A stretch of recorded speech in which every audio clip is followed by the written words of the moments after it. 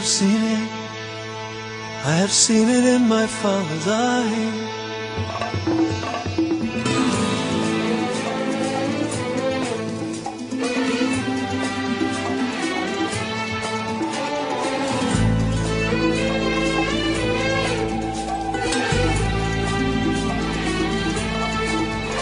I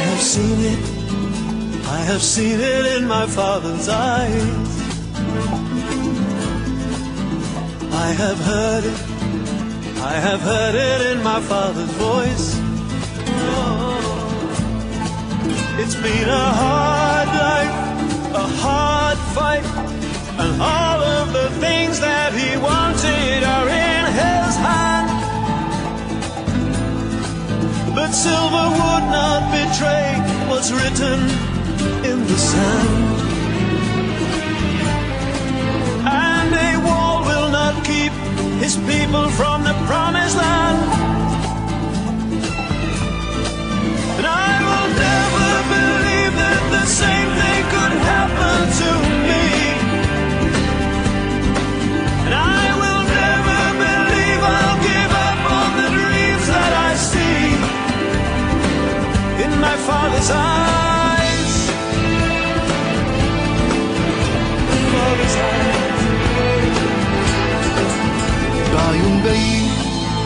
بعيون بي عم يبكي الكلام، ونظرة حزن بتشبه الأيام. سمعت صوت الخوف، صوت خاف، توقع الكلمة عبابي وتنهي الأحلام. خبيت وشي وحلمت بأرض لونها السلام. ما فيش سجن بيساع عينك يا بيي. And I will never believe that the same thing could happen to me.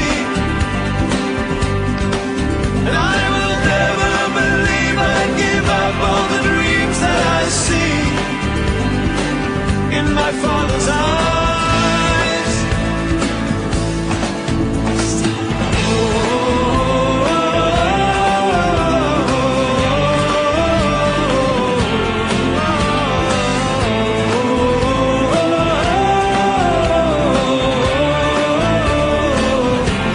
Father's eyes. Ya Willy, ya Willy, ya Willy. Father's eyes. Ya Willy, ya Willy. Oh. And I will never believe that the same thing is happening to me. And I will never believe I give up on the dreams that I've seen in my Father's eyes.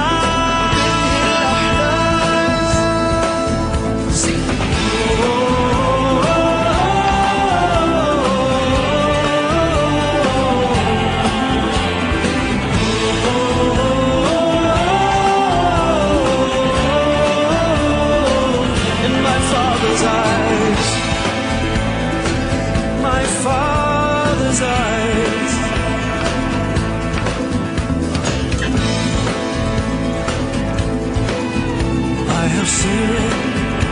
I have seen it in my Father's eyes.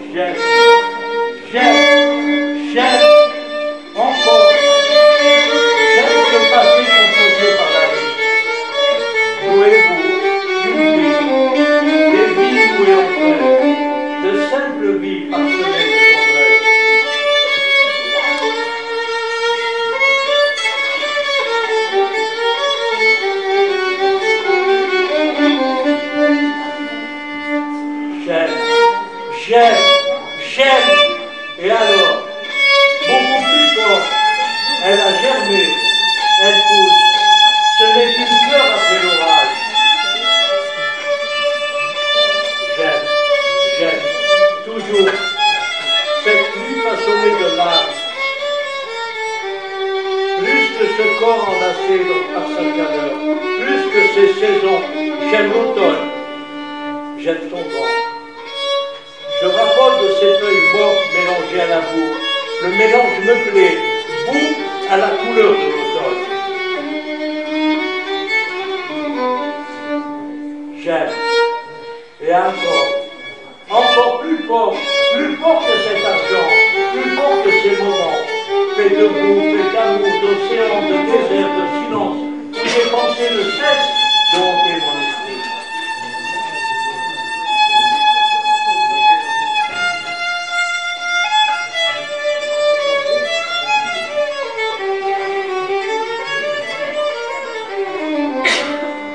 Rigole, chante, demain c'est l'orage qui cherche ses nuages, car il est aperçu.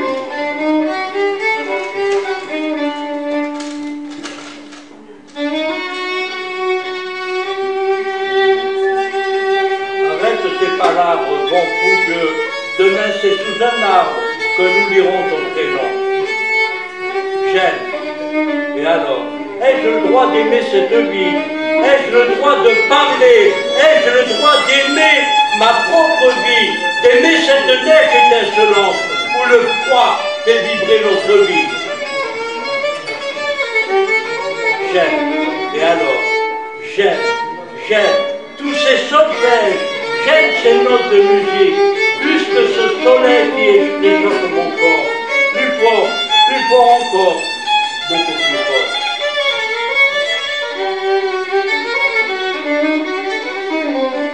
Une envie, une grosse envie, parmi toutes les autres. Elle fait partie de moi et de ces mots, et de ces autres mots, que tous les enfants du monde à leur réveil reçoivent un verre de lait ou un morceau de pain. Et ensuite, de simples câlins, sortis des ombres imaginaires. Alors là, nous serons des humains. Vos cravates pourront parler. Sacré-Cœur, j'aime encore, plus que ces stores que la nuit a pourris. La souffrance n'est que cet effort enfoncé par la vie. Elle fabrique des muscles, même dans nos esprits. J'aime ces moments de partage où l'humain n'est que lui. Ce qui brille avec lui, ce n'est que lui. Ce qui lui, ce n'est que nous. Comme toutes ces étoiles, elles habillent nos rêves. Elles guident des gens perdus par cette vie. J'aime ce cercle qui tient la vie. J'aime ce silence composé par la nuit. J'aime ce sombre poussé par ce vent d'automne, emportant avec lui ses feuilles jolies et rougeâtres. J'aime, comme mes enfants, tous ces enfants du monde, l'innocence est dedans. Merci. En fait, le retard de nos conférenciers a été peut-être bénéfique. On a permis donc à M. Fassah et Tizeri de venir nous égayer un petit instant. Donc, sans trop tarder, je vais appeler, j'aime bien ce titre, Monsieur le Ministre. Alors, Monsieur le Ministre, c'est vous qui allez mener les débats avec trois charmantes dames. Madame Jahed, que Monsieur le Ministre connaît ici, Madame Aberkan et Sassi, Khadija. Non, bah, je vous invite à la tribune et je laisse le soin donc à Monsieur Ronald.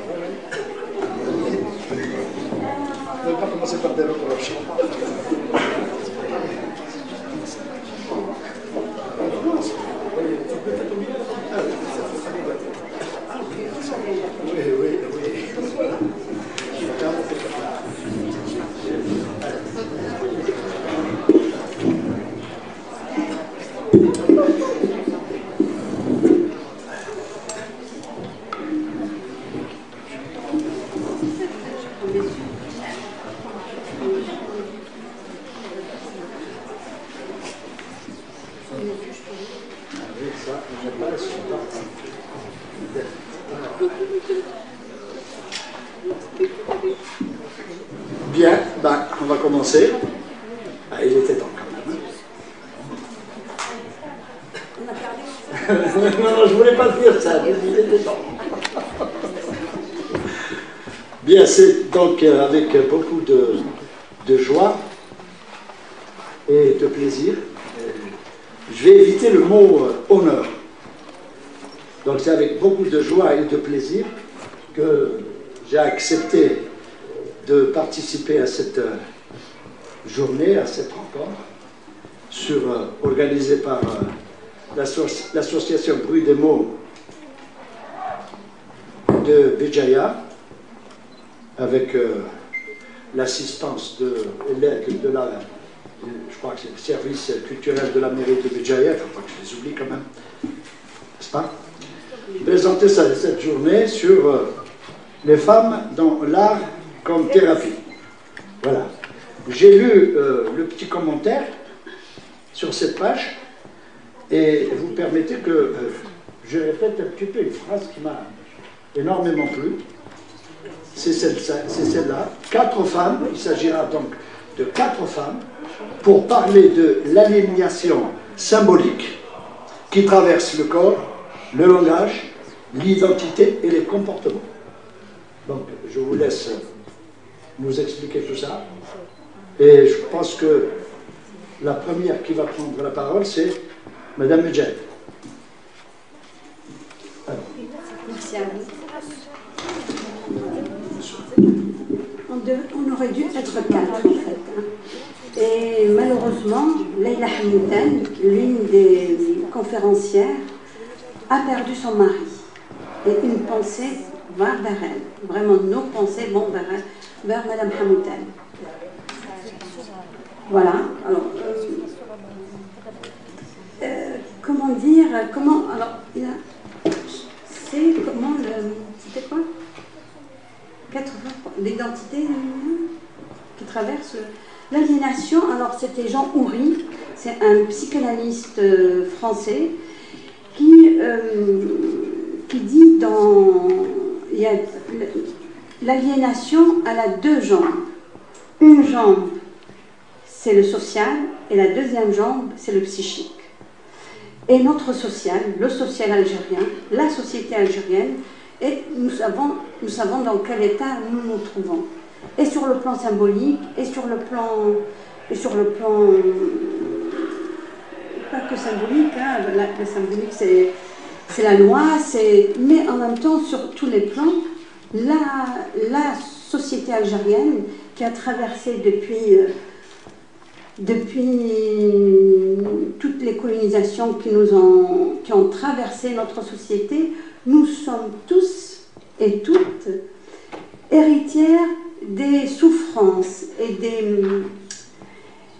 des traumatismes qui n'ont fait que s'accumuler tous les siècles, tous les ans, tous les 10 ans, Alors, je vais en parler la dernière, c'est la colonisation française, sur lequel s'est rajouté le terrorisme, et ça a fait trop pour nos corps et de femmes et d'hommes dans ce pays. Je ne parle même pas des enfants. Est-ce que j'ai répondu à la question? Voilà, l'aliénation, cette aliénation, c'est celle-là qui, je ne sais pas, moi j'ai vu, avant d'arriver ici, j'ai vu l'un des films qui est magnifique, on en parlait tout à l'heure en voiture avec Khadija Sassi, c'était le film de Assia Djebar, La Zarda contre l'oubli. Ou alors, dans ce film, elle montre comment les corps des femmes et des hommes, durant la colonisation, on était colonisés, et donc on rendait à nos maîtres, à ces colons, l'image qu'ils voulaient de nous-mêmes. Donc on était complètement dans le folklore, comme les décrivent si bien ces Djebar dans Femmes d'Alger dans leur appartement, complètement enfermées, aliénées, et que nous essayons, nous toutes et tous, les enfants de l'indépendance, de casser cela. Mais comment faire? contre les lois. Bon. Alors, moi, je vais commencer quand même par vous présenter Maître Aberkan, Farida Aberkan, qui est l'une des premières femmes, la première femme, qui a occupé l'un des postes les plus importants, c'est le Conseil d'État. C'était la première femme Conseil d'État, présidente du Conseil d'État. Et elle a fait un travail fabuleux. Elle a fait une revue. Malheureusement, elle n'existe plus, cette revue. Et quand elle est sortie, elle s'est mise à s'adonner à l'une de ses passions les plus... une passion qu'elle va nous montrer, c'est la céramique. Ah oui, voilà. Je passe mon temps à l'appeler, à me tromper de mots et de registres. Et je suis très très contente qu'elle soit avec nous aujourd'hui parce que d'abord c'est sa ville et elle va nous parler de sa ville et de sa mosaïque et c'est très beau ce qu'elle fait. Et elle aime cette ville et elle nous le transmet. Khadija Sassi, qui est psychologue, psychanalyste, elle est poétesse et elle travaille à Oran et elle adore cette ville aussi. Voilà, on aime toute cette ville. Moi, je m'appelle Faïqa Medjahed, je suis psychanalyste et j'adore cette ville. En fait, j'ai toujours aimé cette ville parce que d'abord, il y avait mes amis, les Jahnin, Nabila, Hadata, toutes les filles Jahnin qui ont habité ici et j'ai découvert cette ville à travers ces filles. Bon, ben, voilà. Donc, je vais commencer, je vais rentrer dans le vif du sujet, celui qui nous réunit aujourd'hui, la thérapie par l'art. Les femmes et la thérapie par l'art. Alors, je vais quand même ouvrir mon fichier pour pouvoir vous en parler.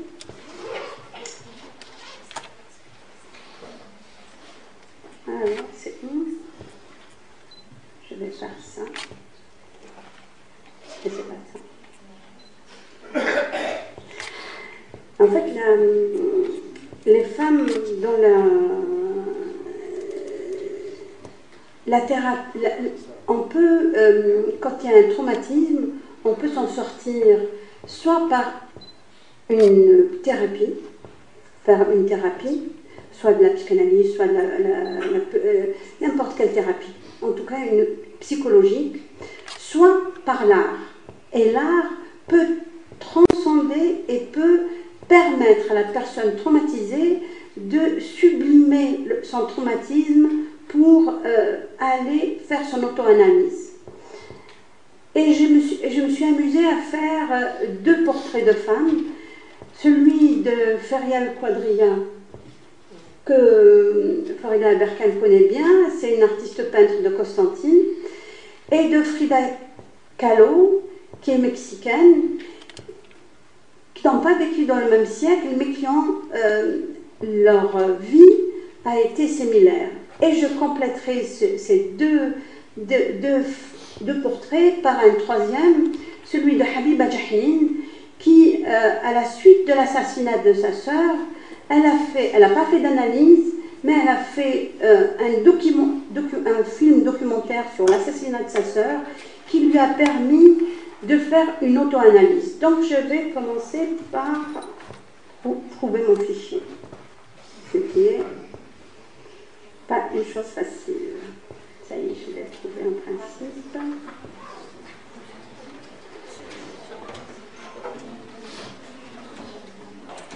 Alors, je vais commencer par une citation de Tahar Djaroud à propos de Ferial Quadrilla. Où il a parlé de cette peinture-là, alors je vais vous dire ce qu'il a dit. La peinture, comme tous les arts, est l'expression d'une intériorité, d'un univers enclos, cherchant à se libérer de ce qui le ligote. Elle consigne les pulsations évadées, celles qui ont réussi à franchir l'espace du dedans, son opacité et ses méandres. Ces peintures, on parle de Ferial, donnent l'impression d'esquisse, de composition ininterrompue, juste au moment où les personnages, toujours des femmes, et c'est vrai que Ferial n'a peint que des femmes, Toujours des femmes émergent de la matière, formes contorsionnées, esquissant quelques mouvements pour rejeter la langue qui les emprisonne. C'est comme si l'artiste refusait d'achever sa construction, la laissant libre de son devenir et de ses développements, repoussant devant elle les horizons afin que ni celui qui peint, ni celui qui regarde ne se sentent entravés dans leur cheminement et dans leur interrogation. L'univers de Ferial Quadrilla est comme un conte qui se déroule sans dévoiement et sans rupture, avec jailli des mille et une nuits. Mille et une nuits, donc voilà, c'est ce qu'il a écrit Tal Jarrout à propos de la peinture de Ferial Quadrilla. Alors pourquoi je voulais faire le parallèle avec... je ne vais pas lire tout de suite le poème avec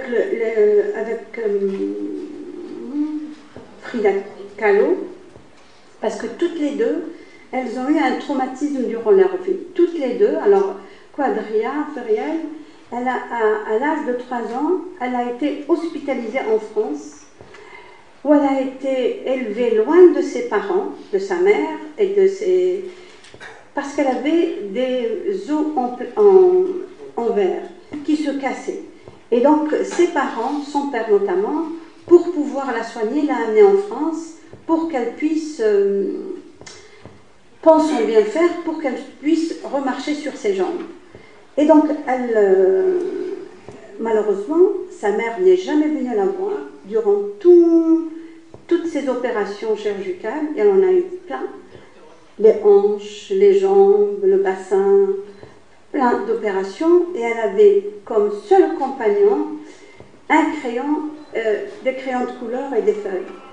Et de cette souffrance-là, la souffrance de l'éloignement de sa mère et de ses parents, était pire, elle le dit elle-même, pire que les souffrances physiques.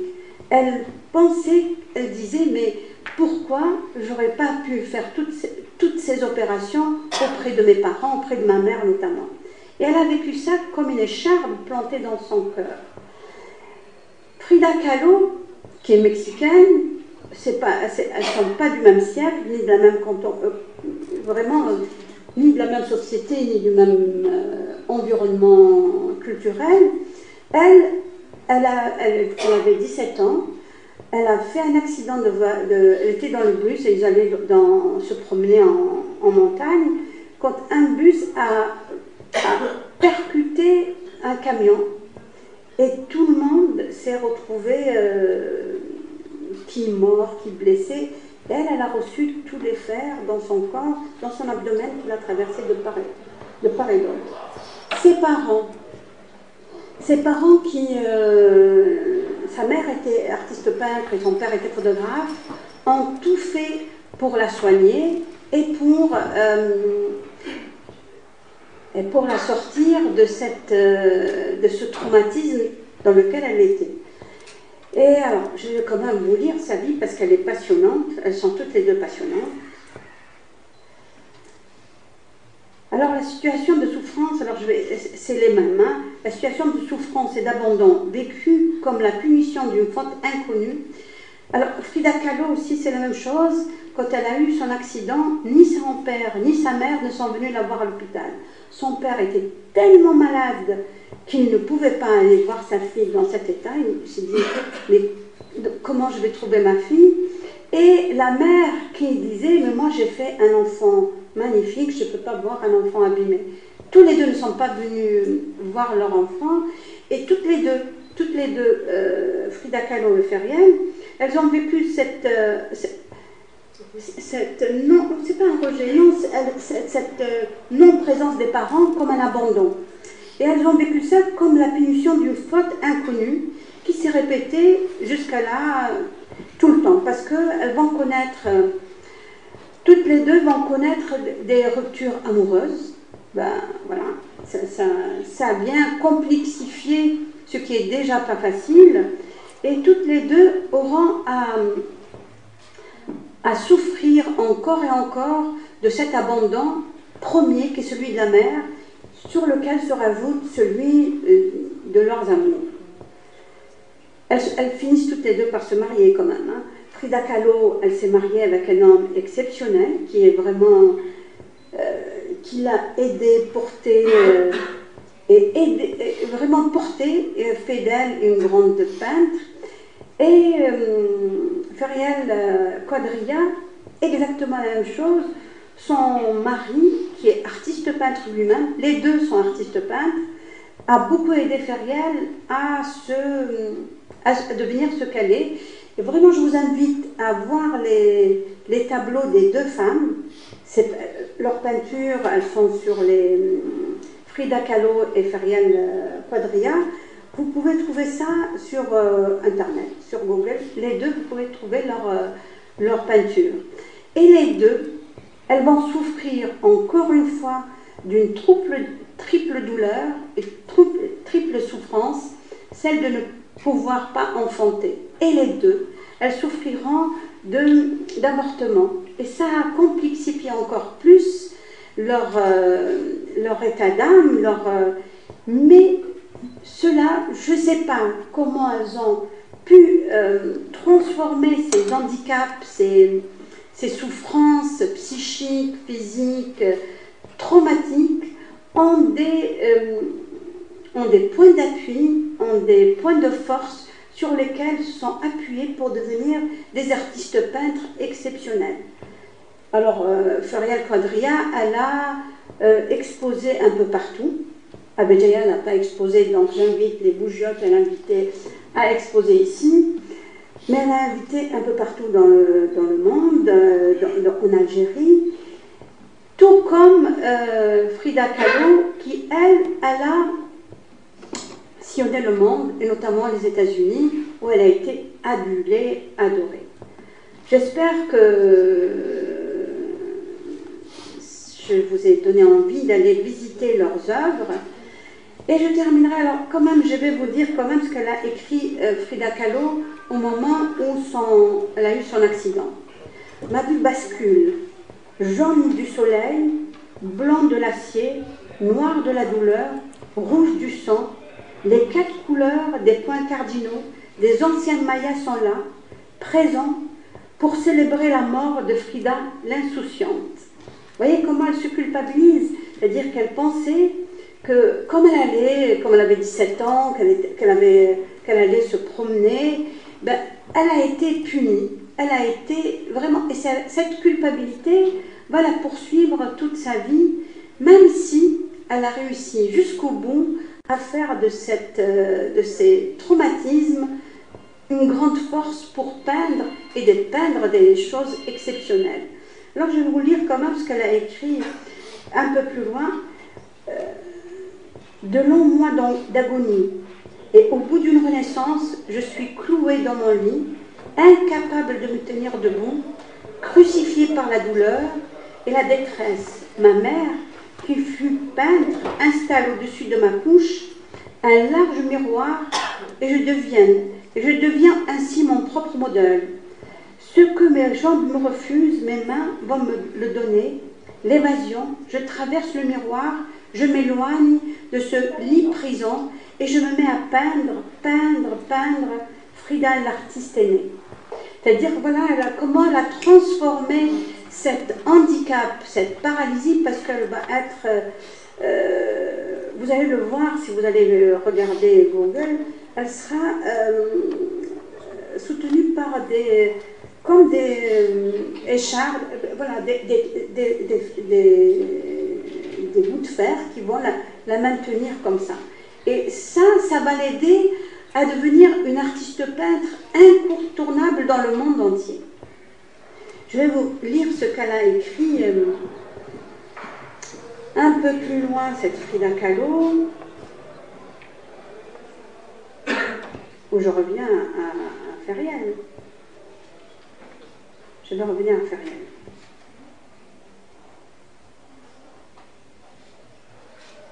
Alors, quand même, je continue avec Frida Kahlo. Revenons au jour de l'accident, au récit de Frida Kahlo. En fait de son journal, dans son journal où elle écrit à la fin de sa vie, il est faux de dire qu'on se rend compte du choc, faux de dire qu'on pleure. Je n'eus aucune larme, le choc nous déportera vers l'avant et la main courante me traversera comme l'épée le taureau. Comme c'est une mexicaine, donc c'est vraiment la torrida et tout ce qui suit.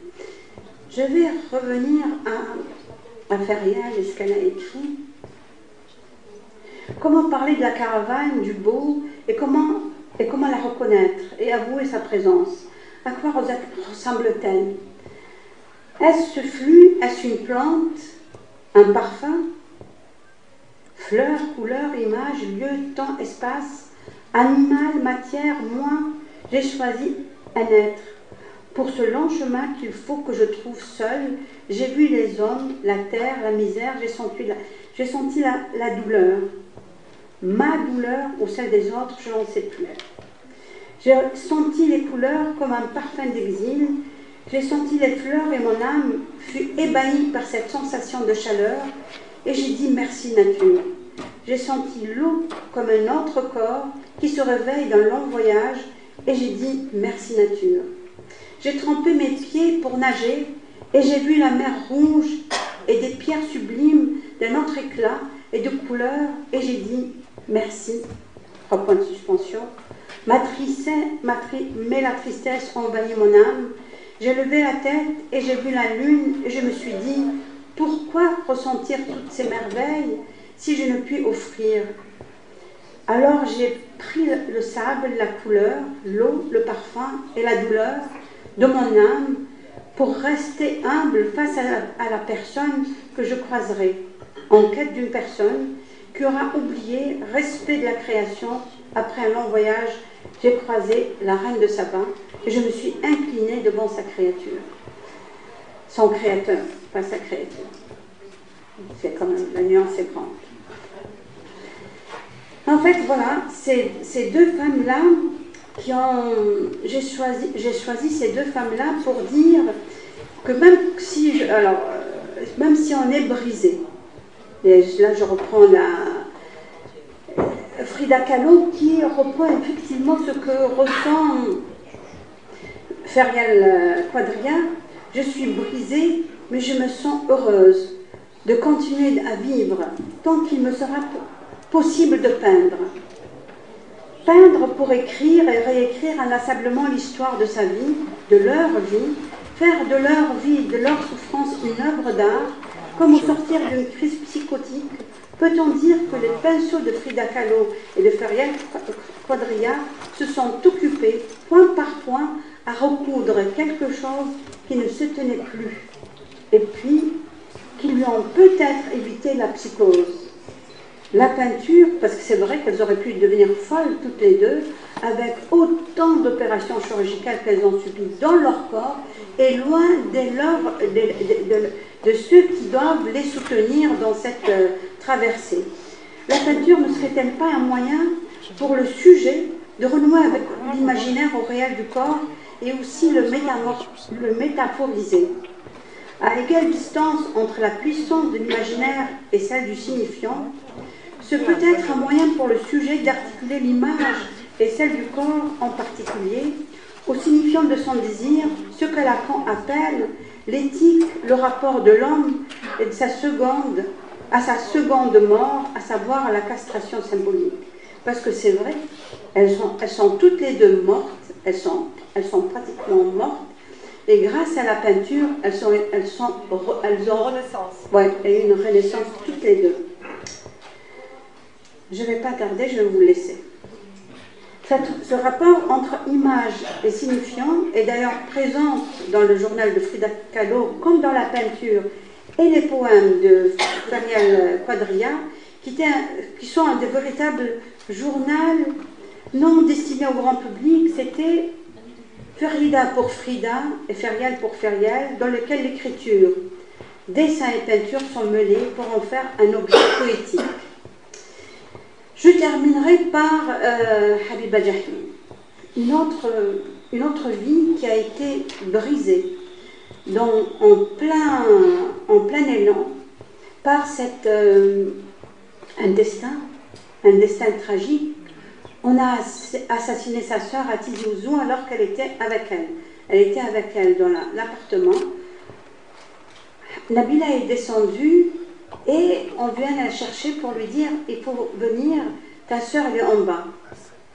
Elle descend, elle trouve sa sœur morte. Et c'est elle qui va accompagner cette sœur-là à la morgue d'abord, au commissariat ensuite, et à Béjaïa enfin. Et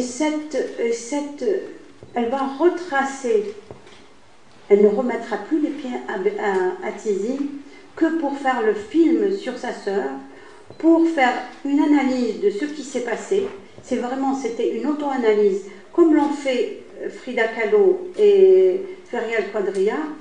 Elle a fait une auto-analyse en retraversant ce qu'elle a voyagé comme un rêve, comme un cauchemar, plutôt, pas un rêve.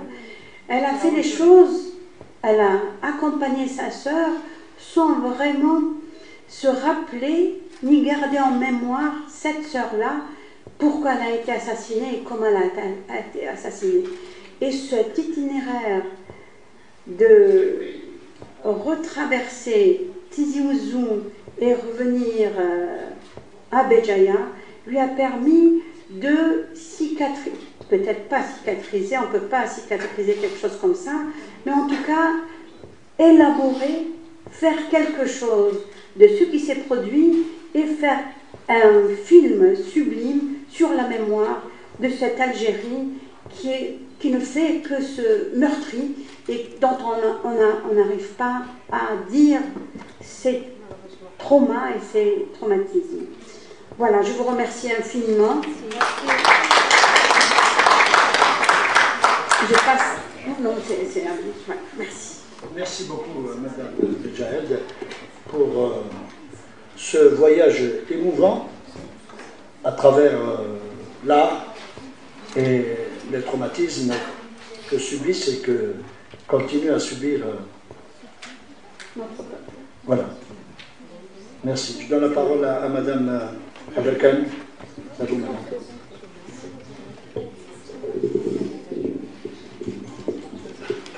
Bonjour mesdames et messieurs. Bon, je dirais d'abord mesdames, et puis évidemment, c'est notre fête, on n'en a qu'une seule par an, il faut en profiter. Je vais vous donner matière à discussion parce que je vais presque prendre le contre-pied de ce que vient de dire Madame Mjahed.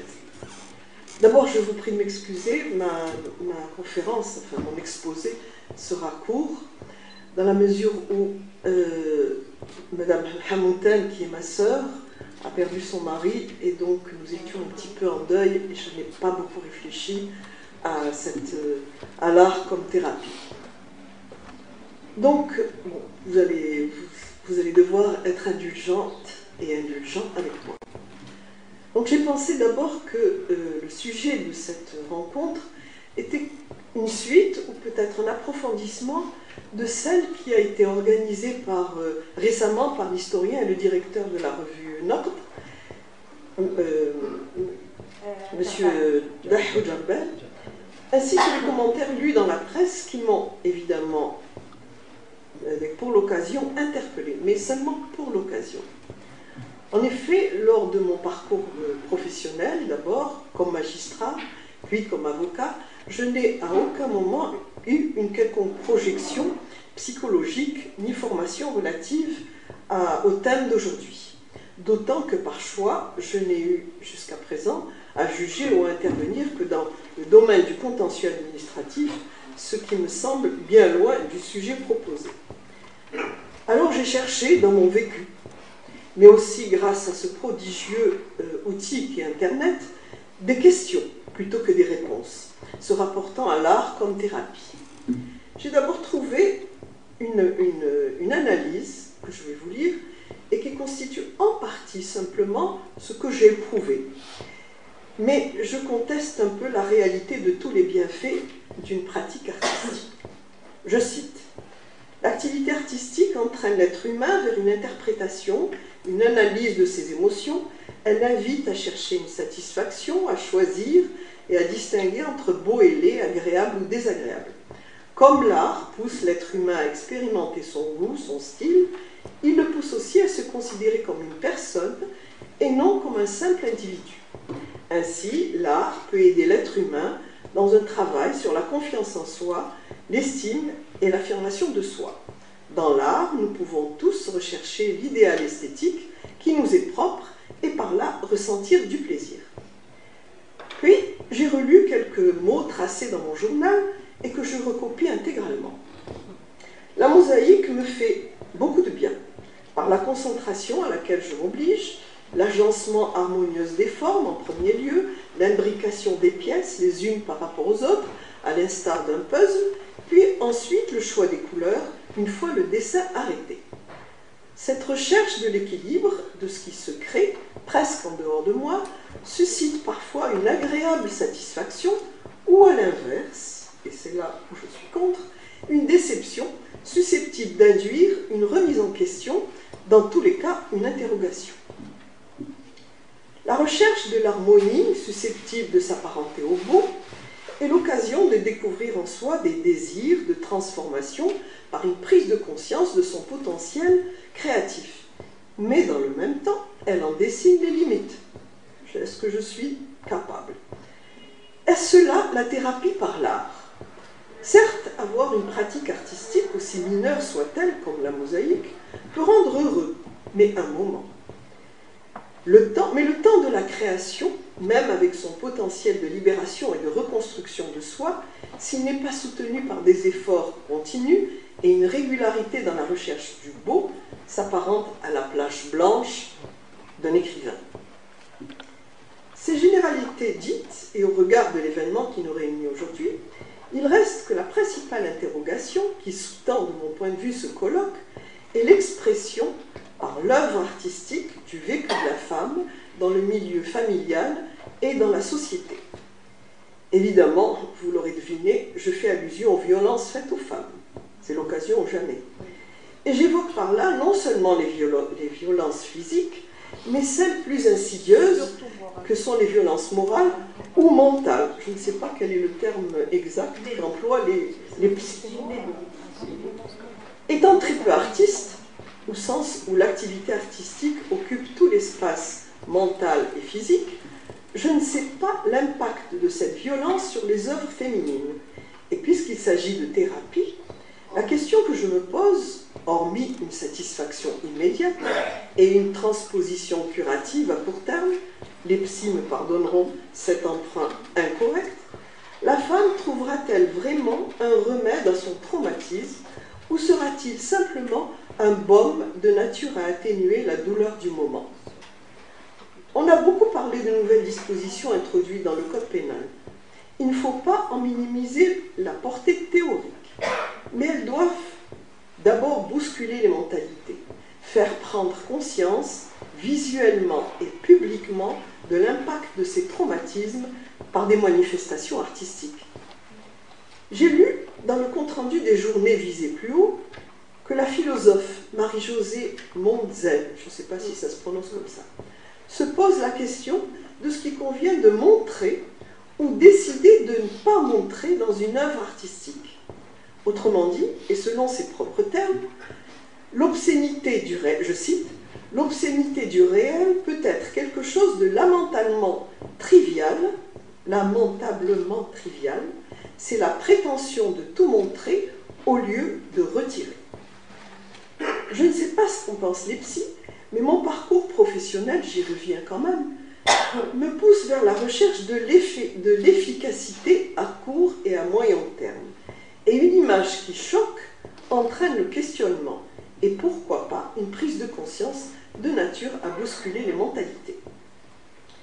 Pour terminer, vous voyez, je vous avais prévenu que c'était très court, je vous prie d'excuser cette extension. J'aimerais faire une dernière remarque inspirée par des paroles de femmes entendues à la radio ce matin, selon lesquelles elles craignent de porter plainte et ainsi être exposées devant les tribunaux, crainte on ne peut plus légitime, surtout dans notre société, mais aussi être l'objet de l'opprobre du milieu familial. Et si, à l'occasion de l'unique journée de la femme, les décideurs voudraient bien prendre en charge quelques suggestions, je conseillerais une mesure toute simple qui consisterait à ménager aux antagonistes un juge qui jouerait le rôle d'un conseiller conjugal et qui recevrait victimes et bourreaux à huis clos. Merci de m'avoir entendu.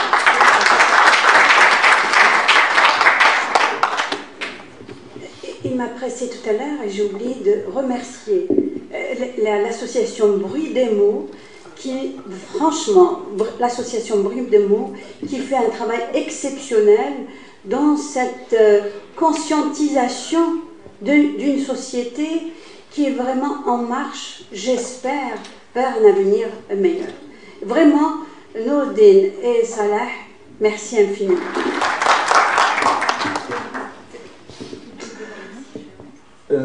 C'est ça, oui. Non, mais je l'avais fait, moi, à votre place. Non, mais c'est pas Oui, merci, Madame Belkane, pour votre exposé, certes concis, mais ô combien interrogatif. Oui. En tout cas, vous mettez le débat. Tout à fait. Puis, alors, je me retourne vers Madame Sassi et je lui cède la parole. Merci, bonsoir. Alors,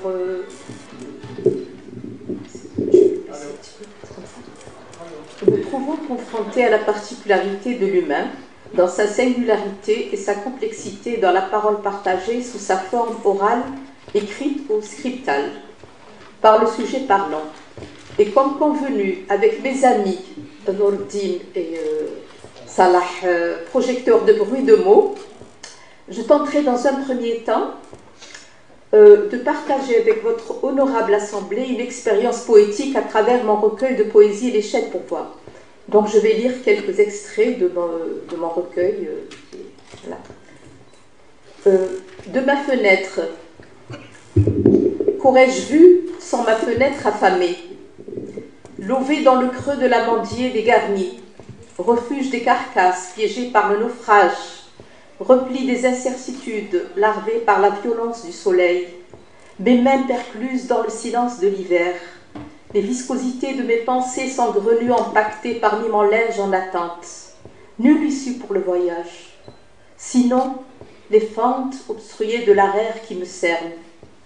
Par ma fenêtre débridée, je suis là-bas, ma tangente en sillage, dans l'espace de cette nuit marine. De ma fenêtre assagie, j'accueille le croissant ocre, offert en coupe sur une crête d'argent. De ma fenêtre hilare, j'assiste au tropisme des astres en liesse, mettant au monde deux paraboles, l'une célébrant la consécration de la terre ou celle de la terre en procession, un camailleux, géométrie singulière nous rappelant la fragilité de notre préhistoire. Je lirai un deuxième texte, si vous permettez. C'est très mathématique, votre Renaître dans le sourire d'Éliès, renaître dans l'oiseau du paradis, par son plumage qui brise le gel, qui chauffe la para et étoffe les branches, renaître en robe de fleurs, habiller les toits des moineaux tus, pour fêter leur énième printemps, renaître dans les mots, qu'enfantent les tourments des hommes, assiégés dans leur saignée, dans leur mémoire chancelante, renaître dans un village, qui cherche ses 7 clés dans les couloirs de l'infini, croyant ouvrir les mâles, couvant ses silences, couvant ses regrets, renaître dans des lagunes rompues, dans un ciel lézardé par la mégarde de chevaliers novices, et s'étaler talentueusement sur le perchoir d'un homme orchestre, comme un hymne cherchant son cœur, renaître à même le sol, en jarre, écouter le réveil de la terre, ressentir son frémissement de jadis, quand elle fut pétrie par des mains maternelles, puis s'exalter en recueillant les eaux de son étonnement, renaître dans des mains remèdes, entre des doigts lotus, en filigrane, comme je l'imagine, et par une accolade, faire jaillir la parole emmurée des astres éternellement. Ça, c'est mes textes. Et là, je vais toujours en thérapie, mais par l'écriture, de la poésie et du roman, vous lire un travail sur Mohamed Sahaba, qui est un poète algérien, et dont j'ai fait l'expérience en travaillant sur son roman Le Royaume des Contrées mortes. Mohamed Sahaba est né en 1952. Il est poète, écrivain, journaliste, traducteur à Ahram Hebdo de 1994 à 2002. Il a fait des études de mathématiques auparavant et auteur de plusieurs recueils de poésie, dont L'hommage à l'errant, qui est sorti dans les éditions Les Mains secrètes à New York. Il a écrit une fiction romanesque entre 1994 et 2002, pendant les troubles sociaux-politiques qu'a vécu l'Algérie, période marquée par une écriture dite d'urgence.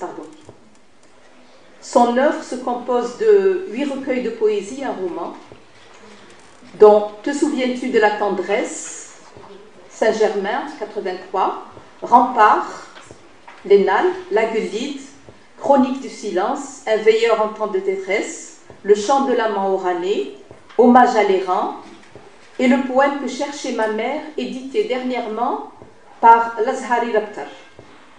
Le royaume des contrées mortes, et il a traduit aussi plusieurs livres, Faji'at al-Layla as-Sabi'a ba'd al-Alf de Wassim al-Arj. Il a traduit Tilka al-Mahabba, par cet amour-là. Le titre en français c'est Moudniboun, et de Habib Sayah. Il a traduit aussi Za'im al-Aqliya Sahiqa de Abdelaziz Gharmoul, de l'arabe au français. Je présente l'œuvre. Le royaume des contrées mortes est un écrit construit sur une trame délirante. Quand je dis trame délirante, ça veut dire qu'il n'a pas été facile de lire ce livre. Dans le cadre et alternativement Asra et Graïda, la structuration spatio-temporelle obéit à une logique du délire. Le choix est porté sur des lieux fictionnels, un va-et-vient entre Asra et Graïda, et les temps sont repérés par le surgissement d'événements. Après le départ des Burgondes, le 10e été de la sécheresse. Le texte s'ouvre par le questionnement du narrateur sur sa capacité d'adaptation au monde. Après un séjour à l'hôpital, les lieux de la mémoire sont visités avec nostalgie. Face à l'écrit du poète Mohamed Sahaba, et après avoir lu ce texte, je fus prise par un engouement de faire de ce roman l'objet d'une recherche. Je fis d'innombrables lectures vaines. Le sens m'était caché, alors que la texture délirante me posait question. C'était un délire. Il fallait tenter une lecture en commençant par la dernière partie du chapitre 5, le rêve et le cauchemar, faite par le narrateur pour pouvoir démêler le fil, ce qui m'ouvrit à une lecture circulaire, parce qu'écriture circulaire osée par l'auteur. Système d'avancement de va-et-vient qu'a utilisé Katib Yassine, qui dit à propos de Nejma, il se peut que ma pièce commence par le 3e ou le 4e chapitre. Si Nejma était assimilé par Alain Robbe-Grillet au nouveau roman, l'absence de l'ordre linéaire dans le roman des contrées mortes n'est pas fortuite à ce choix de l'écrivain Mohamed Sahaba. Est-ce le tourbillon du fantasme, ou cette écriture cure, thérapie? Dans l'énigme repose sur l'espace temporel occupé par le rêve dans le texte. Cet espace consacré au rêve est-il anodin? Ce questionnement m'a mis devant la nécessité d'entreprendre une lecture circulaire. Le rêve m'a balisé le chemin, défriché par le début de ma participation au séminaire de psychanalyse organisé par l'association Nord au niveau de l'hôpital Maillot. Mu par cette motivation et par l'œuvre poétique de l'auteur, et étant donné les caractéristiques du texte, écriture fantasmatique à structure délirante, je me suis posé ces questions. Quels sont les mécanismes qui actionnent ce délire? Quelles sont les significations du nous, du double, masculin-féminin? Parce qu'il parle à un féminin. Quelles fonctions remplissent-elles? Afin de répondre à mes questions, j'ai essayé d'interroger le texte, usant d'une approche psychanalytique de la littérature en me référant à certains écrits. Le texte se livrait chacun de ces mots. Le texte livrait, chacun de ces mots s'arrimait à ma notation flottante. En bref, il me parlait, et je l'écoutais s'animer, créant une ariette dégageant du sens. Condensation et déplacement m'ont permis d'appréhender la scène originaire, décrite par le rêve, de suivre le chemin du double, cité par l'écrivain 515 fois. Le double féminin, Ce double, perdu, aimé, recherché, protégé, brûlé par un feu purificateur, traduit un clivage dont les traces restent enquistées, comme partie morte du moi, comme le dit Ferenczi, cité par Ali Cherki, dans La frontière invisible. Ce double migrant, que Sahaba appelle Hajar, en difficile quête d'identité, difficulté d'être quand on est soi-même non signifié. Ce double féminin symbolise-t-il la psyché, elle chair et sang, mortelle et spirituelle, déni du père, absent. Tout le long du texte, c'est le grand-père qui est cité. Le père est cité en tant que celui qui m'a engendré, cela. Déni du père absent tout le long du texte, sauf pages 109 et 178. D'où cette texture délirante, traduisant les désordres et soulignant la subjectivité du narrateur. Disposant des concepts freudiens, scène originaire et mécanisme du rêve, j'ai lu le texte comme un délire, offrant une ouverture sur le monde intérieur du narrateur, où l'idéal du moi est visé. Le roi est tué dans ce texte. Sécheresse, persécution, guerre des sectes, métaphore du vain combat entre la pulsion de vie et la pulsion de mort. Constatant la fulgurance des métaphores omniprésentes dans le texte jusqu'à déborder sur le péritexte, comme le dit Gérard Genette, mon intérêt s'est porté sur l'analyse du titre du roman afin de relever sa fonction métalinguistique. Ainsi, le royaume des contrées mortes se lit « Le roi, homme contre la mort ». J'ai analysé « royaume des contrées mortes » comme « le roi, homme contre la mort ». Le roi, c'est le moi, homme, idéal narcissique. Contrée, c'est contre, lutte contre le traumatisme de la scène originaire. Et morte, c'est la mort, c'est la scène originaire comme agression mortifère.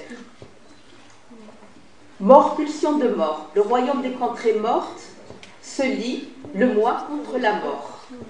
Le moi, contre la mort. La pulsion de vie contre la pulsion de mort. C'est le combat. Phrase dont la réversibilité signe la finitude de l'être. Cet élan de vie nécessaire à toute action créatrice. Chez l'actrice Sahaba, le traduit par la bouche du narrateur, Eros, qui se trouve piégé par la férocité du carnage. Thanatos est finalement sauvé. Eros et Thanatos structuraient donc toute la vie psychique, la psyché, qui se dérobe dans ce lieu d'écriture à toute tentative du lecteur, malgré la démarche de l'écrivain qui intègre les normes et les traditions qui régissent Asra et Graïda. Espace fictionnel, théâtre de lutte en différentes sectes, où l'on dénote une certaine aspiration du narrateur à échanger avec autrui. Ainsi, texte et titre portent les traces du langage, de l'inconscient, par l'enchevêtrement harmonieux de leurs lettres. Après avoir cerné les tentatives du retour du narrateur vers la mer, dite par ses multiples métaphores, il parle de sa mère, il la nomme par grotte, troglodyte, matrice, forêt des pluies, casemate, eau, humidité, terre, mer, fraîcheur, graïda, lieu de naissance. Je me permets de dire cela, après avoir abordé le travail de Lacan sur l'objet A. Ce texte n'est-il pas une tentative de retrouvailles avec l'objet perdu, cause du désir? Ce texte n'est-il pas témoin d'un manque à être, d'un manque à jouir, partagé avec cette grande autre, la mer? Après ce bref aperçu de ma lecture analytique, je voudrais parler de l'écriture comme lieu de dialogue. Lieu de dialogue entre soi et soi-même, comme un autre. La page est comme un autre. Comme le souligne Agnès Varlet, le cahier est un espace d'hospitalité, une auto-hospitalité que l'auteur choisit, selon l'expression d'Ella Montaudan. Un alter ego. L'écrivain s'adresse à un autre qui a un nom, un prénom, ou bien se dédouble. Cas du narrateur et son double de Sahaba. Une altérité recherchée, un lieu de témoignage. C'est un autre que lui-même que l'écrivain interpelle dans une relation qui peut faire penser à une auto-analyse. Une auto-analyse, c'est-à-dire que l'écrivain cherche dans l'écriture, fait une cure en s'auto-analysant, en écrivant ce qu'il ressent. Dans cette relation de soi à soi, autotransférentielle, dont Sahaba évoque l'effet salvateur. Je cite ce que m'a dit Sahaba. C'est l'écriture qui m'a sauvée. L'écriture est structurante, elle nous arrache au chaos. Elle permet d'avoir une représentation valorisante au moment où tout semble s'écrouler. L'écriture me rattache avec ce qu'il y a de plus profond en moi, me ramène à l'humain dans ce long processus de représentation humaine. Et ce qu'il a dit est cité dans la presse du 15 avril 2007.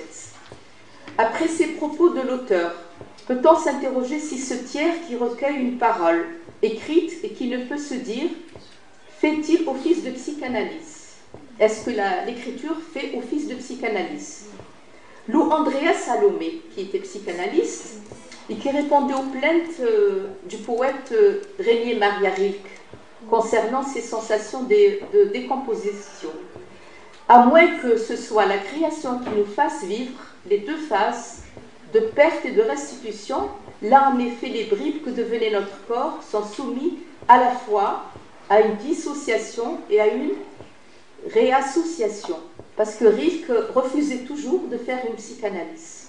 Il a refusé la psychanalyse de Freud et de Lou Andrea Salomé. Rilke refusait toute psychanalyse, préférant garder son désordre. Il cite ça dans Duino de Lettre à un jeune poète de Maria Rilke. Quelle fut ma surprise en écoutant l'écho de Mohamed Sahaba, après lui avoir soumis ma lecture du Royaume des contrées mortes. Il m'a dit, un séisme, j'étais comme ébranlé, un délire, un feu. Il y a toi surtout qui as su me lire mon texte, propos recueillis le 9 septembre 2012. Alors là, je pose une question. Si l'écriture est salvatrice pour Sahaba, réparatrice pour Rilke, c'est parce qu'elle crée de l'altérité. C'est un autre à qui on s'adresse, que l'intime sort de l'intériorité, comme dit Lacan, dans un mouvement d'une extériorité intime, une sorte d'extimité. L'écriture de James Joyce, et qui est décrite comme le saint homme, est une réparation, les psychanalystes disent que c'est une réparation du nœud qui est mal noué. C'est un quatrième nœud qui essaye de remplacer le père. C'est un nouage de quelque chose qui s'est cassé. La création artistique, les psychanalystes appellent ça suppléance, suppléer un manque du père par l'écriture.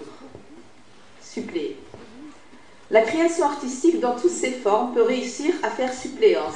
Quand je dis dans toutes ses formes, c'est-à-dire l'écriture, le dessin, la musique, toute forme d'art. Suppléance pour dire le réel, l'impossible à dire.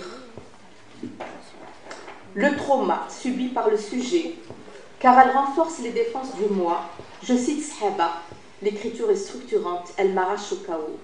Ce tiers qui accueille soit par la littérature, soit par toute forme d'expression artistique, peut faire lien pour ce que quelque chose se reconstruise, une auto-analyse réparatrice. À l'inverse de la psychanalyse qui travaille dans la déliaison et la déconstruction. Selon Janine Chasguet-Smirgel, l'acte créateur, c'est une dame qui a travaillé beaucoup sur l'écriture, sur l'art. Elle est psychanalyste. L'acte créateur serait l'une des modalités privilégiées d'accomplissement réparateur, issue d'une dialectique entre la réparation d'objets, autres, et la réparation du sujet, le créateur. C'est-à-dire, l'autre se répare lui-même, mais aussi pour guérir, il doit réparer l'autre, celui qu'il a dédommagé. Voilà, c'est pour... Voilà. Si l'écriture et l'analyse sont deux opérations différentes, mais se partagent le même lieu, qui est le langage. Le patient, avec le psychanalyste, qu'est-ce qu'il fait? Il parle. C'est la parole. L'écriture, c'est une parole écrite. Sous sa forme écrite ou orale, leurs effets thérapeutiques peuvent-ils converger? Je conclurai par la considérable question que pose Simone Molina dans Archives incandescentes. Elle dit « Suffit-il d'écrire pour inscrire ?» Question qui renvoie, comme elle dit, à la transmission. Voilà, merci beaucoup pour votre attention.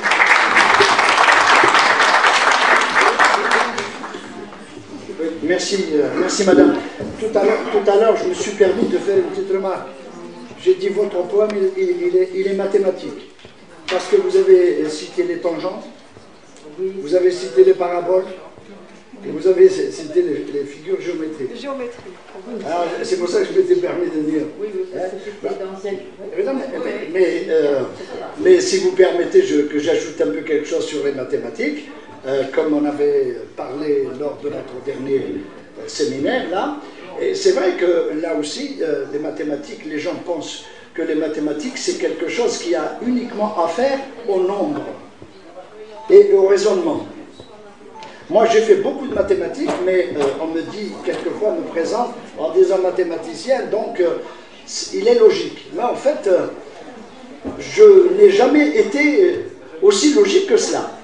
Parce que, figurez-vous que dans les mathématiques, il y a les mathématiques rationnelles, les nombres, les formes, les théorèmes, les choses rigoureuses. Mais depuis quelque temps, et moi je travaille avec des gens comme ça en France, c'est tout ce qui est, c'est de montrer tout ce qui est de merveilleux et carrément d'irrationnel dans les mathématiques.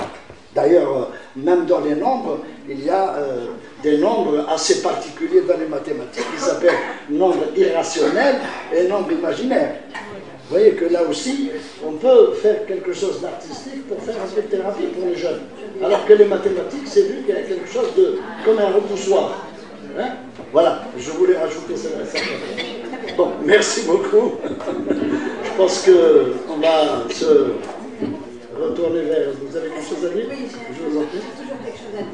Allez-y. En fait, c'est pour répondre un peu à Madame Aberkan, Farida Aberkan, qui disait qu'elle est en porte-à-faux par rapport à ce qu'on dit sur l'art-thérapie. Par exemple, l'art-thérapie, pour les 3 cas que j'ai cités, ça a été l'art à réparer quelque chose de l'ordre de l'impossible.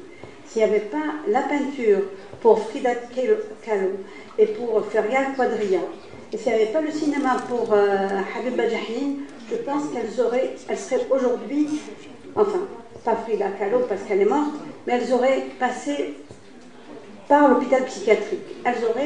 Franchement, elles seraient devenues folles. Et je repense quand même à nos femmes. Non, je ne vais pas monopoliser la parole. Non, c'est juste pour rebondir ce que tu as dit. C'est-à-dire que l'art-thérapie peut servir dans certains cas, et elles n'ont eu comme compagnon de route au moment de l'accident que les crayons de couleur et la feuille pour exprimer et leur douleur et leur souffrance et l'abandon. Voilà, ça y est. Merci. Oui, on va donner... oui, c'est ça, je pense que peut-être quelques questions et puis un petit débat. Voilà, si vous avez des questions. Oui, monsieur. Combien de temps? Combien? Combien, petit, grand, je connais ça. Chal? Chez une heure. 10 pages. 10 pages? Non, 10 pages, j'accepte pas, moi. Enfin, j'accepte pas en tant que modérateur, j'accepte pas. C'est une seule page. Une seule page. Une page. Vous résumez la page. Allez, venez. Le micro, il a le micro. Regardez-moi.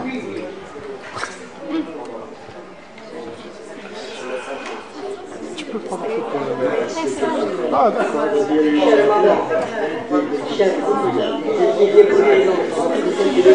S'il vous plaît. Dans les entrailles de la vie, on vous fait rêver. Vous êtes là comme le grand jour. Au bout de nous, on a vu le jour. Et de vous, on se nourrit toujours. Chère maman, vous nous faites rêver des nourrissons que nous étions, des fardeaux privilégiés. Sur vos bras, on est bercé. Sur votre dos, on sommeillait. Pour finir en tendresse, un chant doux suffit. Chère maman, vous êtes pleine de courage, au grand cœur comme l'océan. Vous êtes notre port d'attache, en vous nous nous amarrons. Vous êtes soumis au voyage, dans les temps, sans se soucier des saisons. Chère maman, maintenant qu'on est grand, on est heureux d'être en vie. Chère maman, vous êtes beauté et raison.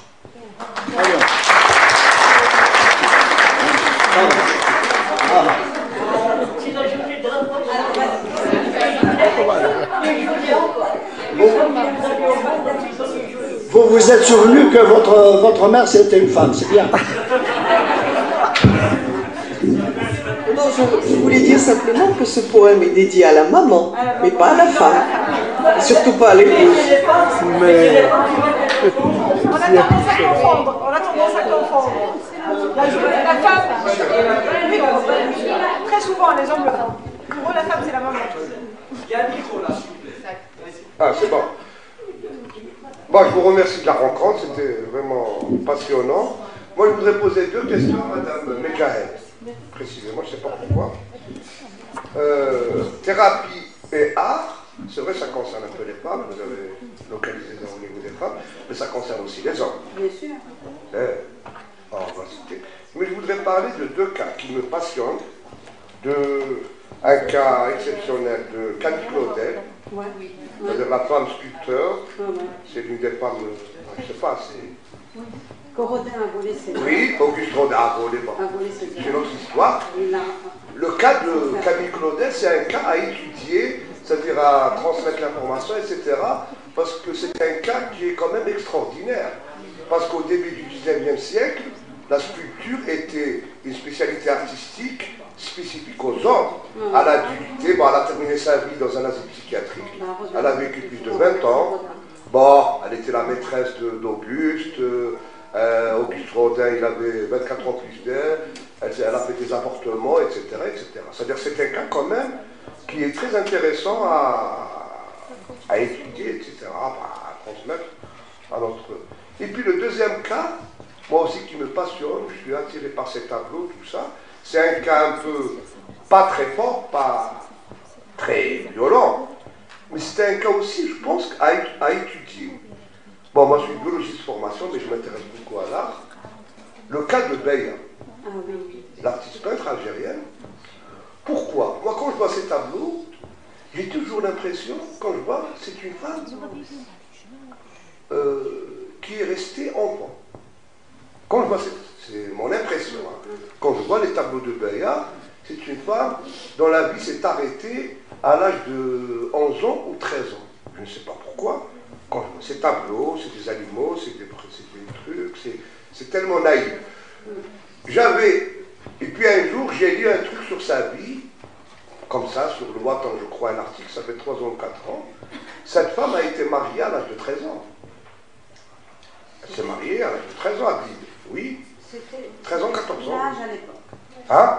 C'était l'âge. Oui, non seulement elle était mariée très jeune, elle est mariée à, comment il s'appelle, grand chanteur du Melouf, Bracho, de Blida, une famille, c'est-à-dire une famille assez conservatrice, bourgeoise, de Blida, etc. Oui.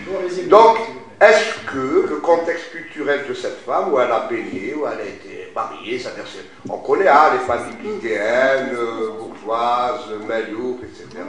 Mais elle s'en est quand même sortie à travers sa pratique de...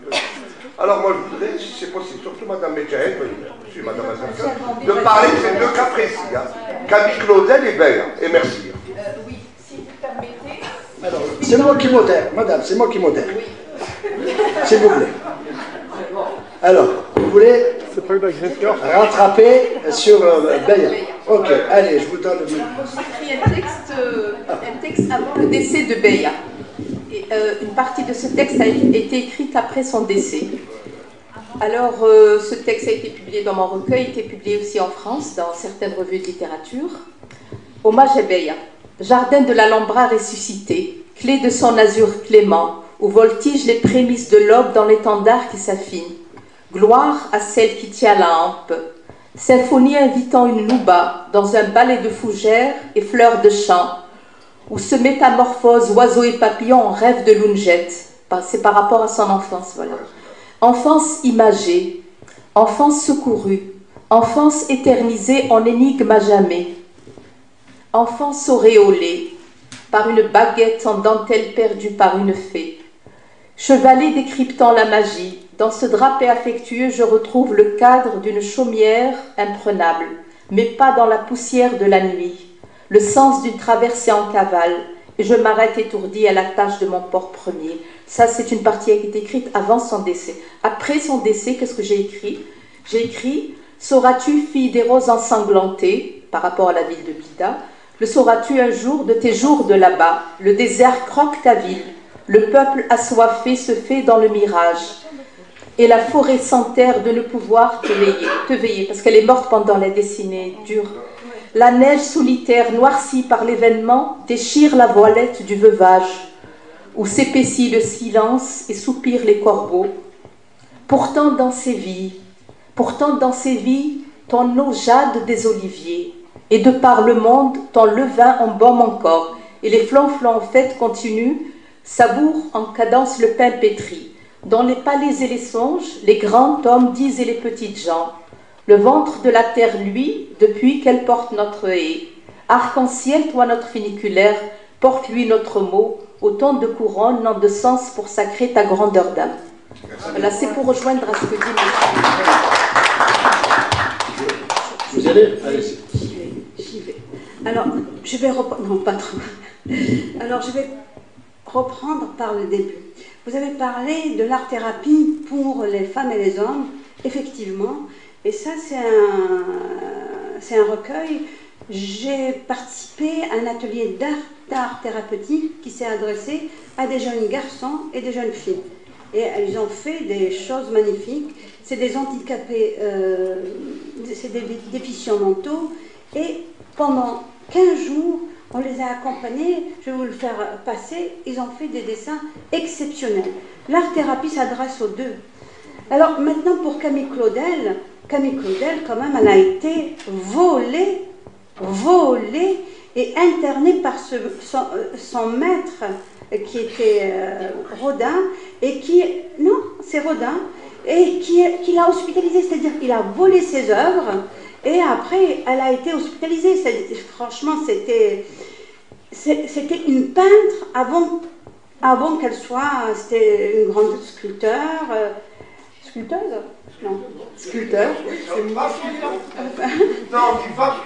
Voilà. Et elle était un grand sculpteur, une grande sculpteur. Et après, comme elle a été vraiment piétinée par cet homme, elle a fini ses jours à l'hôpital psychiatrique. Maintenant, concernant Baya, elle a été orpheline. C'est sa grand-mère, qui était femme de ménage, qui l'a élevée. Et sa grand-mère, elle était femme de ménage chez des artistes peintres, des colons. Et c'est comme ça qu'elle a appris à dessiner et à reproduire les dessins de ce que faisaient nos mères, toutes les poteries. Nos poteries avant, c'était par ces oiseaux. C'est très beau d'ailleurs, hein. Dommage qu'on a perdu cet air naïf, parce que c'est vraiment un art naïf. C'est pas une fille de 12 ans, mais c'est vraiment, c'est du Picasso. Et elle a eu la chance de rencontrer Picasso, ces artistes peintres, et elle a fait les grandes écoles. C'est vrai qu'elle s'est mariée à 13 ans, mais elle s'est mariée avec un artiste peintre. Et qu'il a laissé... un artiste, pardon. Voilà. C'est comme elle, comme notre... Vraiment, vous avez très bien joué. C'est comme elle, vraiment.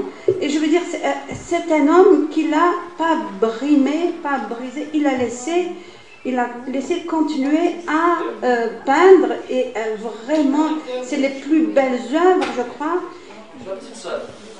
Et ce qui est dommage, quand même, je vais le dire, c'est que quand on voit nos ministres, ou notre président de la République, les photos, les belles fresques qu'ils ont derrière eux, au lieu que ce soit Baya, ils nous font les orientalistes. On a des orientalistes qui sont dans leur bureau, au lieu de mettre des Bayas qui rendent hommage au travail féminin. Vraiment, c'est un travail de nos mères, de nos grands-mères, de nos aïeux, Et c'est d'une beauté extraordinaire. Et je vous remercie. Merci beaucoup, madame. Mais voilà, je profite pour poser une question, moi aussi, si vous permettez. Il y a le biologiste et vous, là. Je me pose une question. Toutes ces choses-là, les exemples que vous avez donnés tout à l'heure sur ces traumatismes, ça va aller vers une thérapie médicale, ou bien ça va aller, ou bien on peut aller vers l'art, n'est-ce pas? Alors, dans l'art, après le traumatisme, il y a un développement génial chez les gens. Alors, je me pose la question, est-ce que c'est pas... Oui, c'est un peu ça. Mais en fait, est-ce que c'est par ces traumatismes que se sont développés cet art, quoi? Ou bien c'est biologiquement, les gens étaient prédisposés à ça. Et puis ça a été le coup pour le faire développer. Enfin, c'est une question que je me pose. Moi, je pense, franchement, mais après je vais passer la parole à mes collègues, mais je pense que l'art, c'est les traumatismes. Soit on devient fou quand on a un accident de la route, comme Frida Kahlo, qui a le camion, les fers lui ont traversé le corps de part en d'autre, c'est-à-dire qu'elle est restée paralysée pendant plusieurs années, à mettre des corsages en plâtre. C'est vraiment, en plus que douloureux, c'était traumatisant psychiquement. Et ce qui l'a aidée, c'était les circonstances, parce qu'elle devait faire médecine. Jamais, au grand jamais, elle avait pensé à devenir artiste peintre, jamais. C'est ses parents qui l'ont quand même accompagnée en lui mettant entre les mains une feuille et un stylo, une feuille avec des crayons et des peintures pour peindre. C'est-à-dire que tout dépend de la rencontre qu'on a avec les autres. C'est vraiment zahar, comme on dit chez nous. C'est vraiment, tout dépend, c'est le hasard. C'est le hasard qui fait les choses. Et si le hasard vous traumatise et vous donne en même temps, il vous prend et il vous met en même temps entre les mains des crayons de couleur ou un stylo ou quelque chose comme ça pour écrire, pour exprimer votre souffrance. Parce qu'il n'y a pas pire qu'une souffrance qui reste enquistée, parce que ça devient comme du poison enquisté dans le corps. Ça se retourne contre soi. Si elle ne s'exprime pas par l'écriture, par le film, par la peinture, eh ben, on est fichu. C'est par un moyen très simple, mais tout petit, qui nous aide, qui puisse aider qui aide la personne à se relever. Surtout à reprendre vie, à reprendre l'exemple. Allez, on continue sur les questions là. S'il vous plaît, on prend l'exemple de Baudelaire. Voilà. On prend l'exemple de Baudelaire, le célèbre écrivain français, voilà, qui a vécu une enfance déchiquetée très terrible. Oui, il a été mis dans une pension, rejeté par sa mère, qui s'est remariée et l'écriture l'a aidé. Il inspirait l'écriture de sa misère et de son truc dans la conscience, de sa souffrance qui a enduré. Voilà. Okay. C'est un moyen de se relever, je pense. Voilà, c'est son moyen. Voilà. Est-ce qu'il y a des questions là pour suivre le débat? Si. Je voudrais poser la question à Mme Medjahed. Et oui, après, il y en a d'autres qui veulent parler avant vous. Elle répond après. Mais il y en a d'autres qui veulent parler. Ah, alors, qui c'est qui veut parler là? Qui veut poser des questions? Vous. Alors, Mme Medjahed, s'il vous plaît, vous dites que l'art peut être une thérapie, et donc, quelque part, la personne projette sur un tableau sa douleur, son angoisse, son traumatisme. Que devient ce tableau une fois qu'il a, par exemple, été acheté par quelqu'un et qui échappe à la vue de l'artiste, qui disparaît complètement? Est-ce qu'il n'y a pas une suite de traumatisme, sachant que sa douleur se retrouve chez quelqu'un d'autre? Et j'aimerais également, j'aimerais aussi poser la question à Mme Sassi, par rapport à ces écrivains qui s'exposent dans leur écriture, où le message est plus direct que dans le cadre, par exemple, d'une peinture. Ces gens-là se dénudent, exposent leur douleur, leur vie, leur intimité, qui devient leur extimité, comme vous dites. Est-ce que cela, quelque part, et je pose la question pour toutes les deux, est-ce qu'il n'y a pas un retour de manivelle par rapport à ça et qui risque de prolonger le traumatisme à d'autres niveaux? Merci. Qui doit jouer? Un tableau, c'est tellement valorisant d'acheter un tableau. Moi, je mets ma souffrance, et cette souffrance, elle devient beauté. Franchement, je mets ce que j'exprime à travers un tableau. Je ne suis pas peintre, je ne sais même pas tenir un pinceau, je vous le dis tout de suite. Ce qu'exprime Frida Kahlo et Ferial Quadrilla, c'est vraiment leur angoisse, mais un monde intérieur tellement fleuri, tellement beau, que ça leur fait plaisir qu'on achète leur tableau. Au contraire, c'est valorisant. Ils se sentent revivre, renaître. Maintenant, quant à l'écriture, ça dépend. C'est vraiment exposer, c'est s'exposer. On sait s'exposer, mais s'exposer pour quoi faire? Est-ce que montrer sa douleur pour la montrer, ou est-ce que pour la transformer, en faire autre chose? Vraiment autre chose pour réfléchir soi et les autres, et ceux qui reçoivent cette souffrance-là. Qu'est-ce qu'on fait de tous les gens qu'on a perdus? On peut en parler pour les faire revivre. Je peux répondre si je dirais quelque chose, oui, pour monsieur. Juste, elle va te passer juste. Non, c'est juste pour monsieur. Vas-y. Non, je voulais juste ajouter le fait que tous les écrivains, tous les peintres vous diront qu'une fois le tableau ou le livre achevé, on ne reconnaît plus. Ça n'appartient plus à l'auteur, ça n'appartient plus au peintre. C'est quelque chose qui devient étranger. Donc qu'il soit vendu ou qu'il aille dans une possession autre, je ne pense pas que ça puisse raviver une quelconque douleur. Il y a le entre les sources de cause. Oui, parce que l'œuvre esthétique est une construction. Alors quand elle est construite, quand elle est finie, il y a un sentiment de construction chez l'auteur. Même si c'est une écriture fictionnelle, comme chez Sahaba Mohammed, qui ne parle pas de lui, qui parle d'un narrateur, hein, c'est une fiction.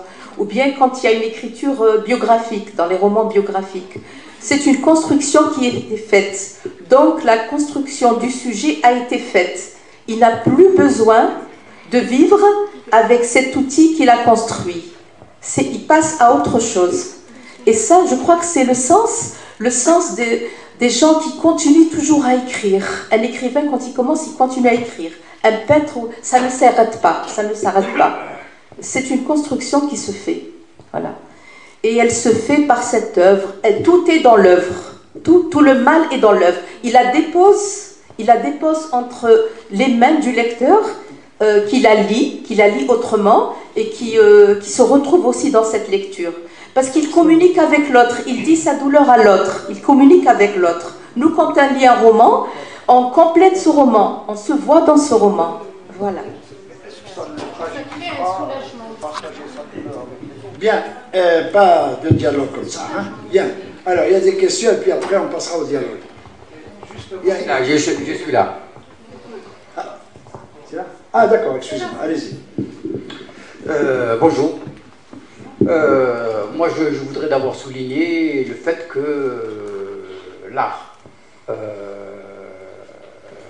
dans ces conditions, n'est pas l'apanage. La thérapie par l'art n'est pas l'apanage seulement des hommes ou l'apanage seulement des femmes. Peut-être que la rencontre aurait gagné. Parce que peut-être en mettant en valeur ou en mettant en exergue la sensibilité féminine en matière d'art. Ça nous aurait apporté peut-être quelque chose. Mais on parle de l'art au féminin en focalisant sur les traumatismes, or qu'il n'y a pas seulement le traumatisme qui est susceptible de pousser à la création esthétique. C'est le bonheur, la joie, des moments Donc, je voudrais qu'on recentre un petit peu le débat sur cette sensibilité esthétique féminine.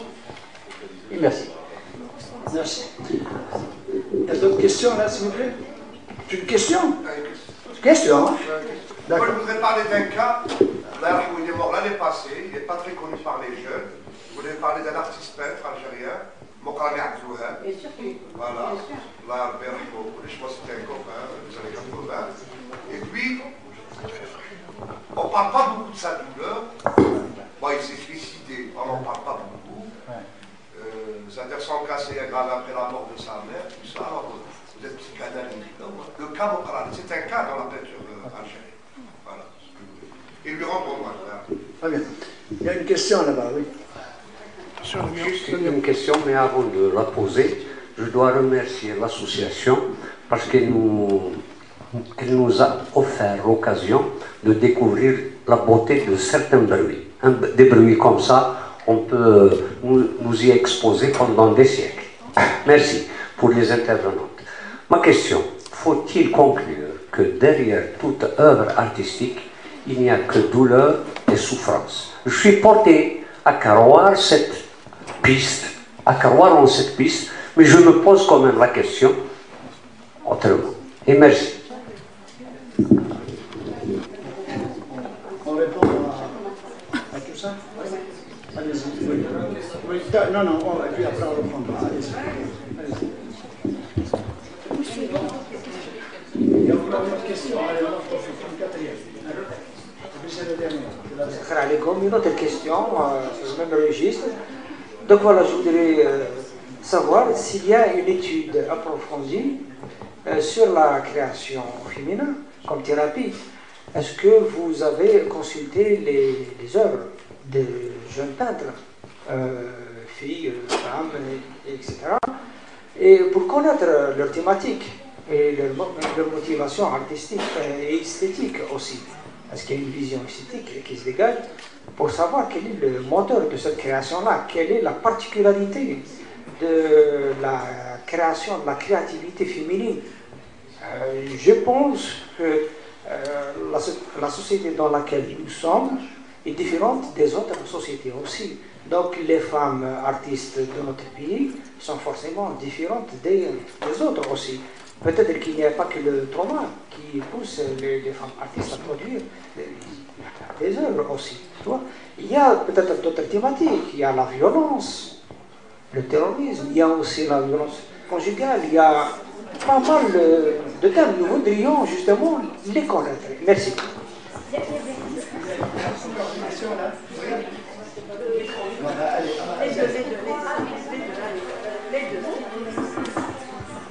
Je vais essayer de ne pas tarder. Bonjour. Voilà, moi je vais vous dire une chose, c'est que c'est vrai que merci pour vos communications très intéressantes, mais je pensais que vous alliez aborder aussi l'art comme moyen thérapeutique, c'est-à-dire utilisé pour soigner. Les exemples que vous avez soignés, ce sont les personnes, vous avez présenté, ce sont les personnes elles-mêmes qui ont trouvé dans l'art une thérapie. Mais c'est juste pour ajouter que c'est vrai que l'art est utilisé par les psychologues, les psychothérapeutes, les psychologues surtout comme thérapie, que ce soit le dessin, le jeu, ainsi de suite. Vous avez parlé de l'exemple des handicapés mentaux pour lesquels vous avez organisé des ateliers. Actuellement, on utilise aussi la poterie avec les malades d'Alzheimer. C'est l'une des dernières techniques qu'on est en train d'utiliser au Canada notamment. Et puis, je ne sais pas si vous avez suivi les informations hier ou avant-hier, on a présenté une enfant, une petite fille, qui dessine une autiste, qui communique par le dessin, et dont les dessins sont tellement beaux qu'ils peuvent même être achetés, ils sont présentés sur Internet. Voilà, merci. Enfin, moi, je voudrais poser la question pour Madame Aberkan. Quand elle parlait effectivement de tout ce qui est... l'art s'exprime par tous les moyens, par ce qui a été dit tout à l'heure, mais aussi par le chant, parce que ça n'a pas été abordé.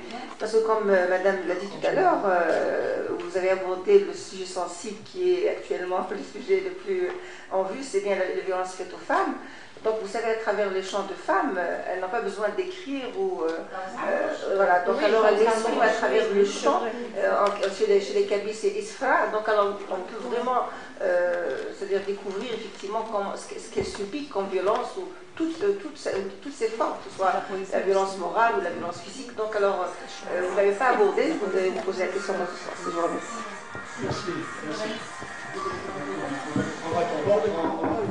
Je réponds en partie. Oui, je voulais d'abord répondre à ce monsieur. Est-ce que c'est l'œuf qui est apparu ou bien la poule? On ne sait pas. Lequel est le premier?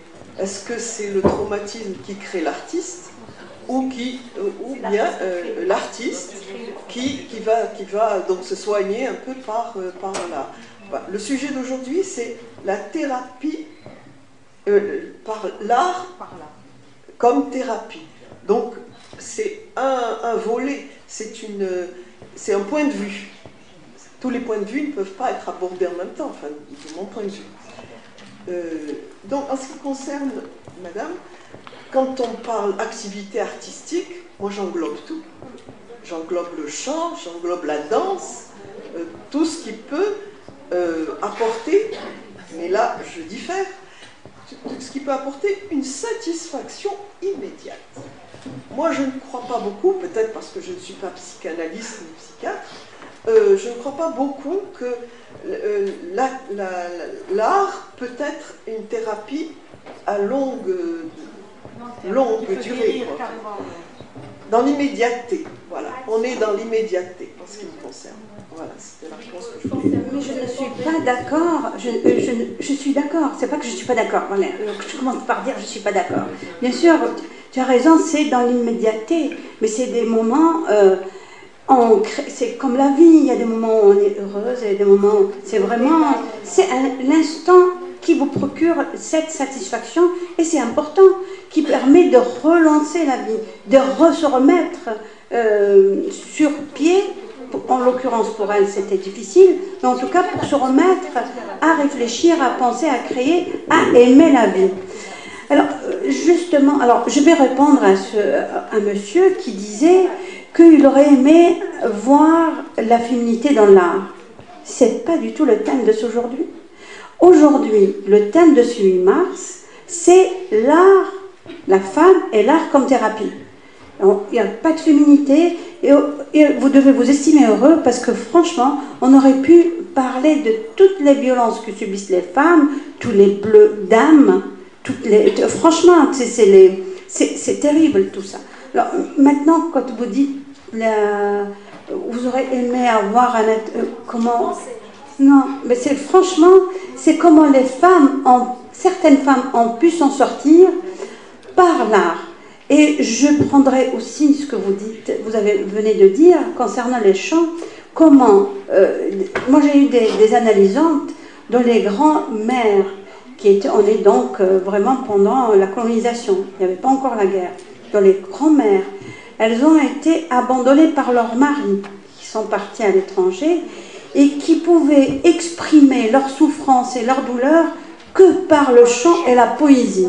C'était d'une beauté exceptionnelle quand elles parlent de leur grand-mère, qu'elles ont transmis ça à leur petite fille, et c'est magnifique. Mais c'est vraiment, et toutes les créations de nos mères, je pense que l'art culinaire des femmes excelle dans l'art culinaire, les gâteaux, la broderie, etc. C'est de l'art, et ça permet à des femmes qui sont enfermées dans les maisons à pouvoir exprimer leur enfermement, leur aliénation par cet art-là que les autres ne voient pas et qui sous-estiment. Voilà. Merci. Je donne la parole. Oui, je rejoins ce qu'a dit monsieur, que ce n'est pas seulement le traumatisme ou la douleur qui engendre l'art. C'est vrai, quand on est dans un moment d'émotion, un moment de plaisir, on est dans l'extase, on exprime ça aussi. On fait quelque chose. Hein? C'est une émotion, mais il faudrait qu'elle soit vraiment forte. Voilà.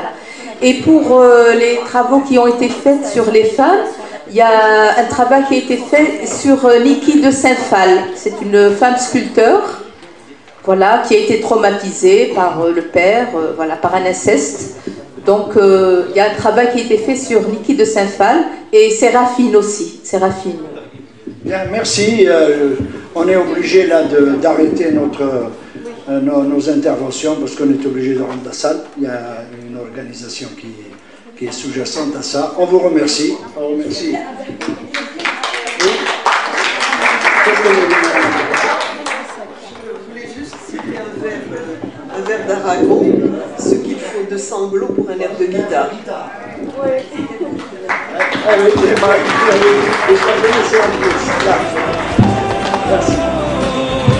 Excusez-moi, juste avant de partir, nous vous invitons à aller voir l'exposition. C'est bon? C'est terminé? Oh, c'est dommage.